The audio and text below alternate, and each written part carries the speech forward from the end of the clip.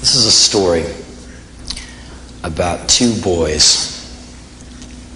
One boy was born in California, conceived in the Midwest in 1961.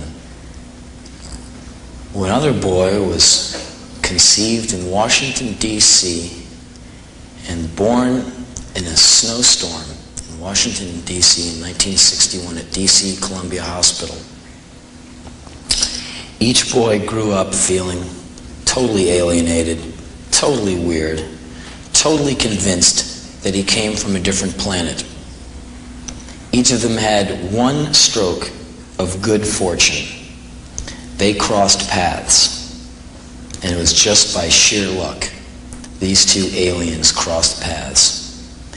They became incredible friends and had a friendship that was beyond words, that was beyond thought. They could finish each other's sentences. When they were together, they were so telepathic. It's like they were brothers. It's like they shared the same mind. When they were together, they used to call themselves the chosen one. Everything the other one said was awesome. People around them used to say, "Why don't you guys just get it over with and fuck each other, okay?" The two would laugh at them and know that these people had no idea how cool the other one was. They would argue with each other. "You're awesome." "No, you're awesome." "No, you're awesome." "No, you're awesome." "But you're the man." "No, you're the man." "I guess I am the man." "You are." "No, but you are." On and into the night. They would watch really stupid movies for their comedic impact. Anything with Sylvester Stallone. The more serious the movie, the more the boys would laugh. They worked very hard in the living room, aping Sylvester Stallone's sagging face. They dissected the movie over the top, as one dissects Moby Dick or Ulysses. They got down every nuance of Sly's tortured face. They believed they were the funniest, coolest, most awesome guys on the planet. Together, they were invincible walls of mirth. They did so much cool shit, you will never be able to finish a book about the two of them. The epic movie could never be made because Lawrence of Arabia was 4 hours and it was too long for theatrical release. This would have to be about 50 hours and just no one would take it on. And you couldn't release a film called The Two Most Awesome Dudes Who Ever Was. The two guys spent years together, traveling through many countries, going through high times, low times, times of no money, no hope, no chicks, no friends, nothing but each other. A little while down the line, one comes into some money and says, "Hey man, you're living in that dump? I got this cool place over here, and you're awesome, and you can't be living in a dump. Why don't you live here?" And the other one said, "That's great. That way we'll always be together and we will be the chosen one. The mind will be in full effect at all times and Earth will come to us. We will be awesome at all times." And each one knew the other one was right.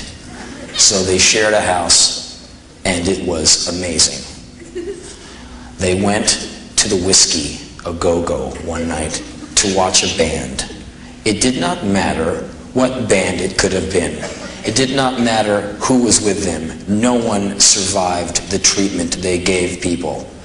It could have been Black Sabbath in 1972, their common favorite band, and they still would have bagged on Ozzy, because everything was funny when they were together. So the two of them are watching a band at the Whiskey, laughing until they urinate their pants at how funny the band is, when actually the band is kicking much ass. They're making it into the worst gig on earth and having the greatest time.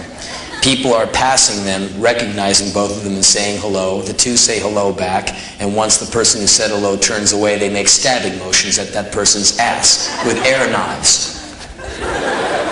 And laugh and high-five and bond even further. The two boys were a walking riot at all times. Maybe not to anyone else, but each other. They left the whiskey, and they went all the way through West Hollywood towards Venice with their middle fingers out the window, flipping off all of West Hollywood and westward. Very immature, but they thought they were the funniest fuckers on earth. And they were. They got back to the house in time to go to the video store to rent Rocky V. And they even started getting ready for the movie 2 hours before they would watch it by looking at each other and saying, go for it. No, you go for it. No, you fuck me. No, I'll fuck. No, you fuck me. No, I'll go for it. No, you go for it. Hey, you gotta go for it, right? You gotta pull it out of the womb, right? With a monkey wrench. That's why half my face doesn't work. And that's why over the top. You see me when I'm going, I take it and I take it over the top. You see my face and I go, eeh! A lot of people said I'm an idiot, right? But I'm very erudite. I mean, if Mel Gibson can do Hamlet, I can do Macbeth, right? Look, to be or not to be. See, I can do that, right? A lot of people don't know that I'm a very erudite and intense actor, man. But one day people will see my full potential. They think I'm a meathead. But what they don't understand is I'm worth $160 million, right? They might hate me, but I could buy them.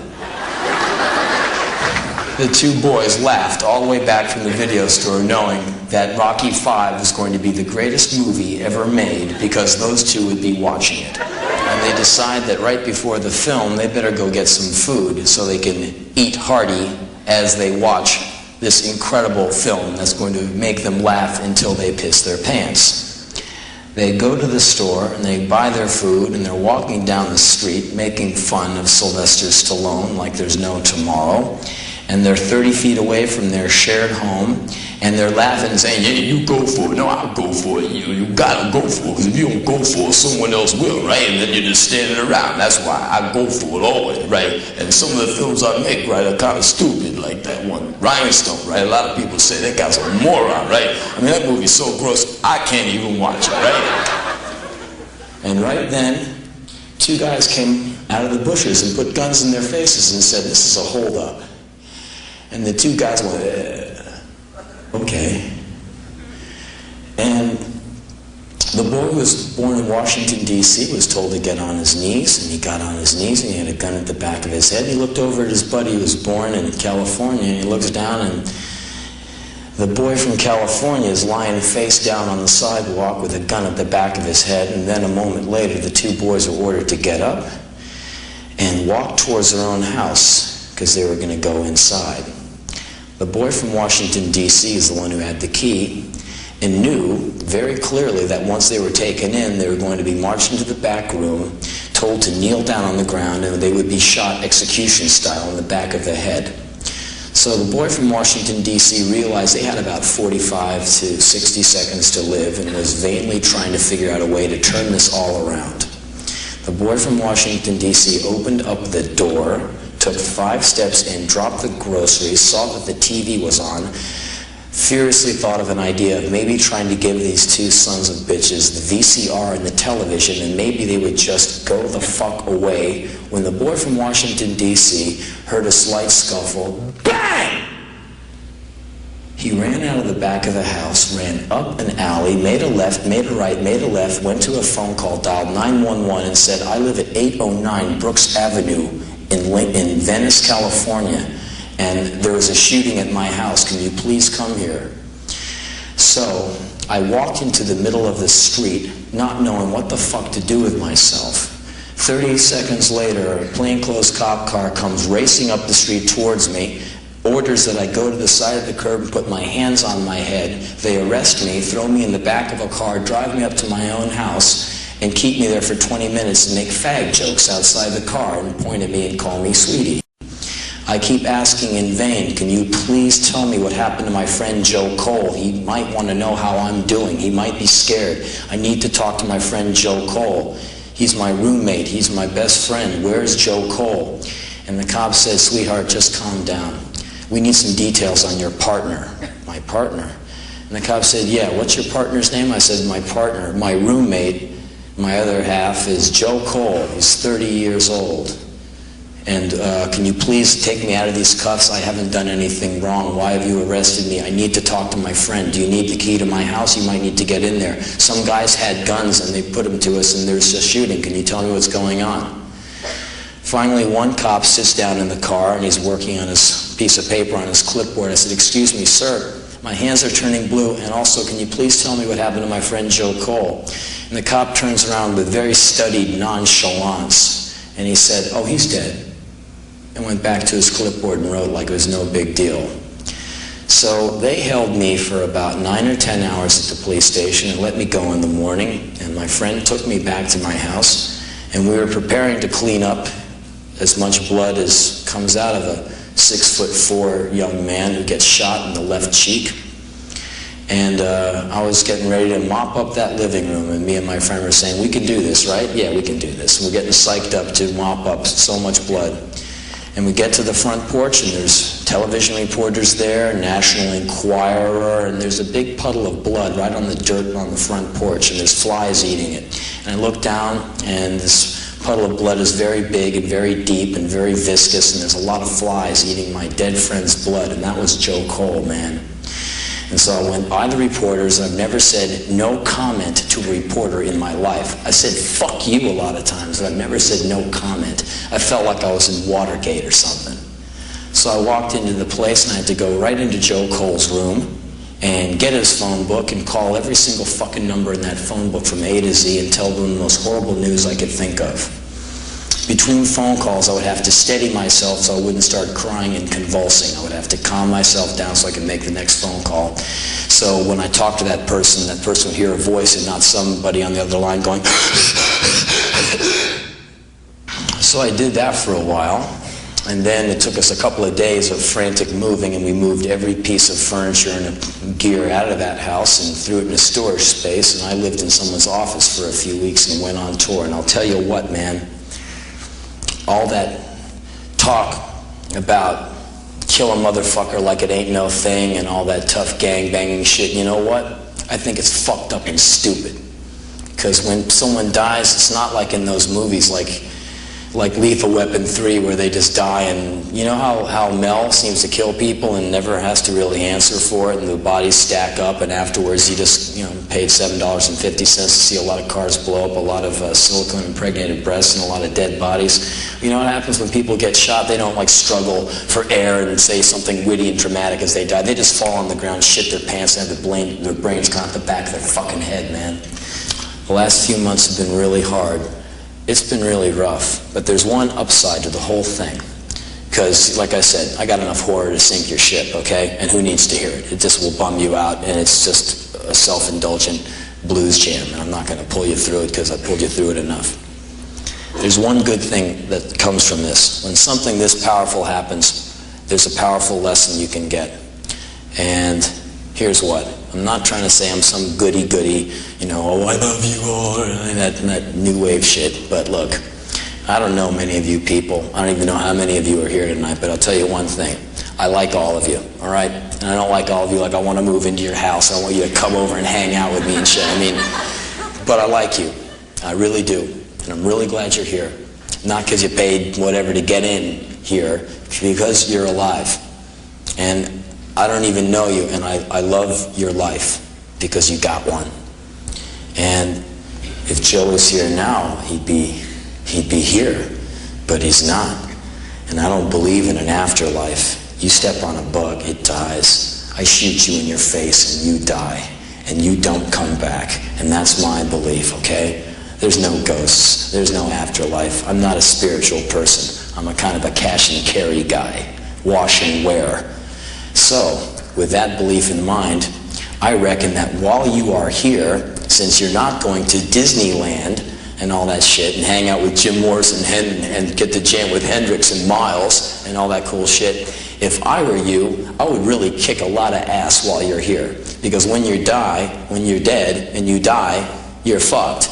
Because you don't get to go hang out and do cool shit anymore. So if you're thinking of going home and putting a fucking needle in your vein and shooting heroin, always know one thing. At least my opinion is, that's fucked. Okay? Glorious thoughts of suicide. If you ever kill yourself, I would love to be able to bring you back to life just so I could kick your ass. I think there's just no time for drinking this Jack Daniels poison. There's no time for hanging yourself. There's no time for blowing your brains out. There's no time for heroin. As bad as life is, people like Daryl Gates, people training you to be a racist moron. There's a lot of bad shit out there, and as bad as life gets, life is fucking awesome, man. Because the alternative, going to a funeral, looking at a little plastic box that contains your friend, sucks.